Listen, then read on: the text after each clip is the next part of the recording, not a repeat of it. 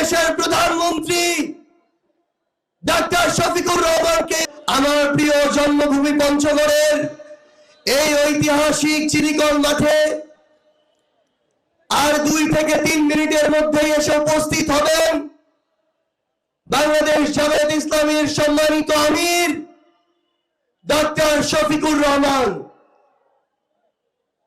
তার এই বক্তব্যের মধ্য দিয়েই আমরা আমাদের উত্তরবঙ্গের 10 দলীয় ঐক্যবদ্ধ বাংলাদেশের নির্বাচনী প্রচারণা শুরু করব। ইতিমধ্যেই তিনি চৌরঙ্গি মোড় পার হয়েছেন। ইনশাআল্লাহ আর 2 থেকে 3 মিনিটের মধ্যেই আমরা এই মানবিক বাংলাদেশের স্বপ্নদ্রষ্টা আগামীর বাংলাদেশের প্রধানমন্ত্রী ডাক্তার শফিকুর রহমানকে এই মঞ্চে উপস্থিত হতে দেখতে পাবো ইনশাআল্লাহ।